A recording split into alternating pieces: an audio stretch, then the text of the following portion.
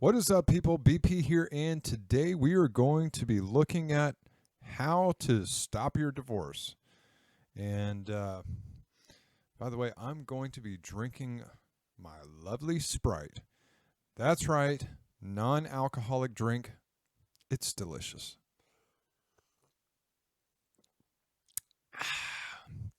Plus, I have to keep my throat cleared when I read this out to you. So, I wanted to kind of show you this article because this has kind of influenced me and my way of thinking, especially when it comes to psychology.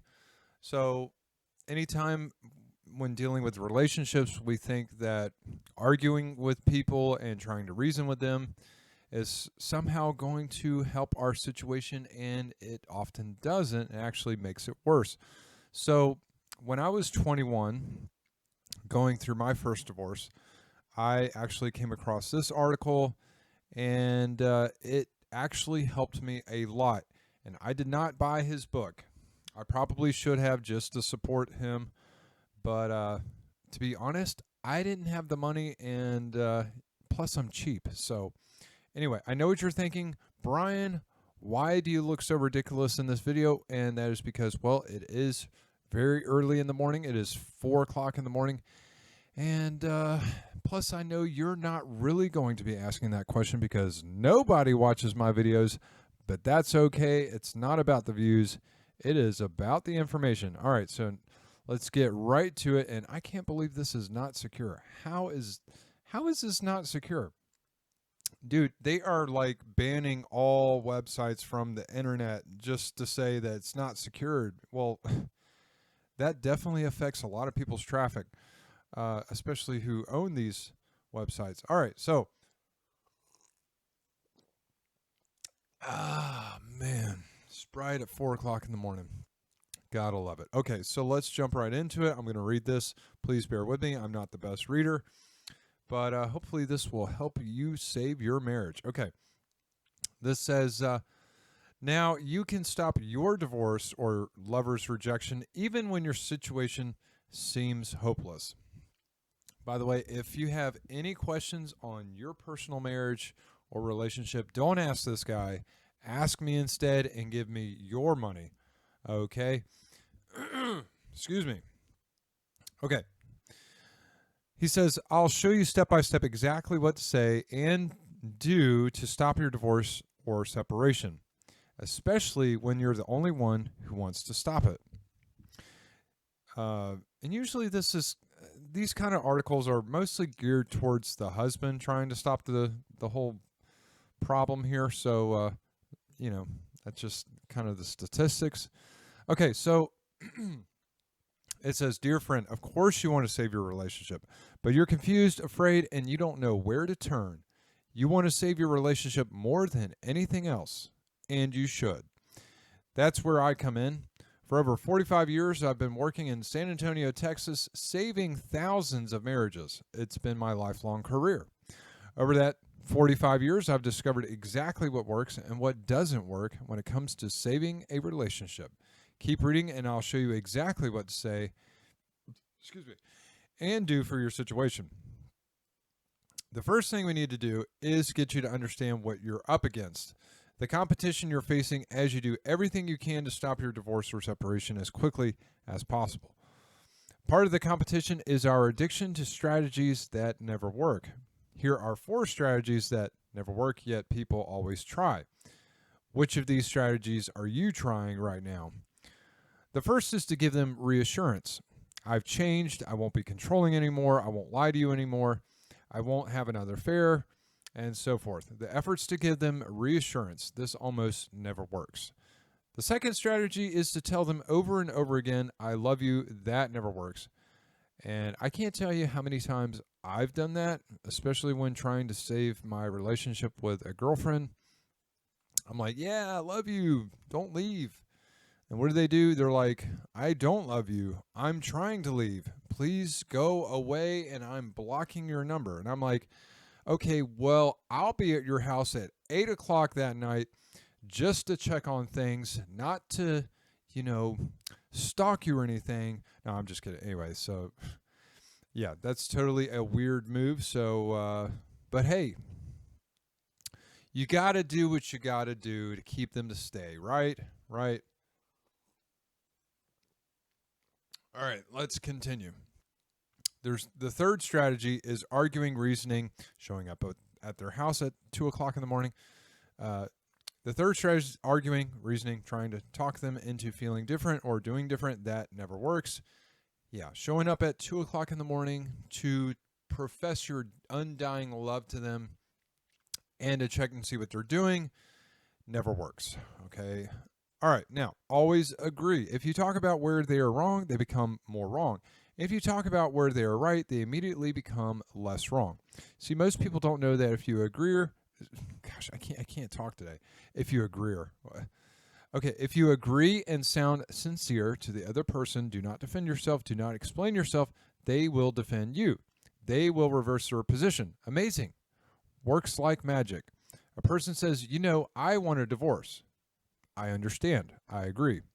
It looks like you're moving faster towards a divorce, but you're getting at the roots of why they want a divorce. They want a divorce because you're always disagreeing with them.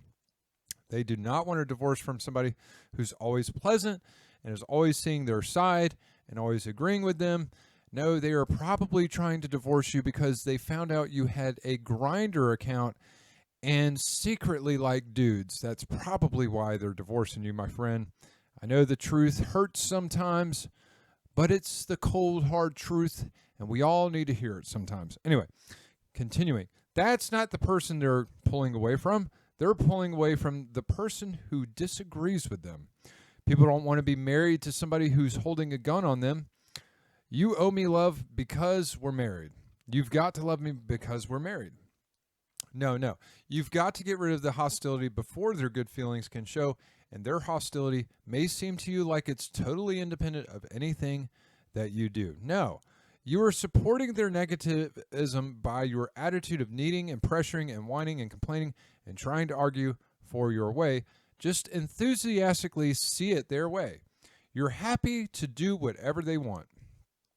Wow, that takes the props totally out from under their hostility. And so we want to continue this attitude. You are acting secure now. When you say you're the only one that I can love, you're the only one that I can be happy with, you're the only one, you're really saying, I'm a pea brain. I can't really see that the world is full of beautiful women or good-looking men. I can't see that. I don't have any confidence at all. Don't you want me? No, they do not. I have no self-esteem, no nothing. Don't you want me? And the answer is no. Number 4, pessimism. We become addicted to our pessimism. I once had a man say to me, I know I can't win. You don't know my wife. She's very stubborn. She never changes her mind. I say, never? About anything? Well, maybe about minor things, but not things this important. I said, well, I think it's about something this important is precisely what she has changed her mind about. She originally said she was going to stay with you and love you forever, and now she can't stand you. So obviously, she's changed her mind. So obviously, she does change her mind. But people fall in love with pessimism. That's one of the strategies that never works, but people always try them. Now, here are 3 things you can start doing right away to turn the tide in your favor. When one person is wanting a divorce or is pulling away and the other one doesn't want it, there is a clash of wills. There is tension. There is stress. And probably a lot of drinking, too. See, it is Sprite. I can prove it. It's not like that pea color like wine is, or if you're drinking red wine or beer or whatever, and there's no, red stuff under my eyes. Anyways, getting back to this little thing here. So I've discovered the psychology of applying the Jitsu wrestling technique, where the wrestler uses the strength, energy, and weight of his opponent to their own advantage and to the disadvantage of their opponent. We cannot get to the good feelings of your wife, husband, or lover. We cannot get to those good feelings as long as this war is going on, as long as you communicate to them that you want something different from what they want. I remember years ago when I was using hypnosis, a woman was lying on the couch and I was suggesting muscle relaxing all over. And then I was doing the deepening and testing process of your right hand and your right arm are getting light like a feather. After suggesting that for about 5 minutes, at the most 10 minutes, the person's hand always begins to float upward because they're giving into their imagination and following the suggestion. This woman's hand didn't move at all after 10 or 15 minutes, so I said, "Are you feeling anything in your right hand and right arm?" She said in a very relaxed, almost sleepy voice, "Yes, my right hand and my right arm are getting heavier and heavier." See? The opposite of what I suggested. So I said, "Good. Your right hand and your right arm are getting heavier and heavier, heavier and heavier." And I kept on that way. In about 2 or 3 minutes, her hand was floating up in the air. And of course, this is what psychologists call negative suggestibility. This definitely works in a lot of ways, my friends, but when I was 21 trying to save my marriage, none of this shit worked. I still got a divorce, not by my own will, but because of her will, and she was unwilling to change her mind and come back. So I held on far too long, but that's okay because guess what? If I didn't get a divorce, I'm trying to think of something good to say here. If I didn't get a divorce, I'd probably be in a nicer house than I am now. But that's okay. People's lives are ruined every day due to divorce, so please don't get them. And if you can, save your marriage. But yeah, no, I mean, in all reality, I'm actually very happy, go lucky, despite the fact that my life is ruined because of divorce. And I'm going to drink my Sprite now. I probably wouldn't have Christmas lights either in my room if I could have saved my marriage, but that's okay. Negative suggestibility, it works. You should try it. When the other person is pulling away from you or wanting a divorce or wanting separation, they are almost automatically on the opposite side of any fence that they perceive you as being on. So use the jujitsu. Go with them. Now, here are 3 elements, 3 ideas, 3 strategies, all under the heading of the jujitsu technique. Number 1, stop pressuring. Stop criticizing. Stop complaining. Stop whining. You should probably stop going over to her house at 2 a.m. to profess your undying love to her and also to check on things to see if she's banging some other dude. All right, number 2, agree with anything your mate says or does. Put a good name on it. Agree with their negative feelings. If she's banging another guy, just agree with it. Just be like, yeah, it's cool. It's no big deal. Even though you're probably dying on the inside and thinking, dear God, I feel absolutely horrible about this situation. Doesn't matter. Agree with it. Okay, now, you see, when one partner has a closed mind and is divorcing the other, they're in love with their negative feelings. So they put their negative feelings in charge of the door to their mind, and when you try to reason with them, you're telling them that their negative feelings are wrong. That causes their negative feelings to lock the door tighter. Agree with their negative feelings, whatever they are. Yes, this relationship is hopeless. Yes, you're getting nailed by some other guy that is much more handsome and well endowed than I am, and it's fine. Yes, you will never be able to trust me. That's exactly correct. Do not defend yourself. Just agree, sound sincere, and shut up. Number 3, act perfectly happy about everything as it is. The status quo as it is. Act perfectly happy. Enjoy your space. Enjoy your freedom. That's right, my friend. If she's getting it on, you should too. You should go out there and freaking find you a fresh, young, 21-year-old college student ready to do whatever it is that you're hoping for and dreaming for. Everything your wife wouldn't do. Okay, now enjoy your freedom. Tell them that they are correct, that you are all getting too serious too fast, or whatever their interpretation is that they've given to you. Agree with it and act happy about whatever it is that they want. Excuse me. This uses jujitsu, and it always works. Now, she may never come back after you cheat on her, but then again, was she ever going to come back anyways? She's cheating on you. So, anyway. Once again, we're reading an article that's, it's actually pretty useful. I'm not going to lie. I know I'm kind of, cracking a couple jokes here, but in all seriousness, this is a really good bit of advice. Okay, going back to the article. Now, you can't do this for a week or a day or a month and then switch back over to the old pressuring self. It's not going to work for you. And you can't do it partly in one part of the conversation and slip back to explaining yourself about what you want and why you did what you did. You've got to practice consistency with this. No pressure at all. Now, this does not mean no contact. If you're separated, you can call and say hi, do small talk and happy talk. Small talk, happy talk. You and professionals encourage, generally speaking, that you've got to do serious talk. Serious talk hurts the relationship most of the time. Small talk, happy talk, friendly talk, make it brief. So the point is, like, the idea is here, like, if enough time has elapsed, hopefully they'll forget about whatever it is that you've done to them and will only remember the good times.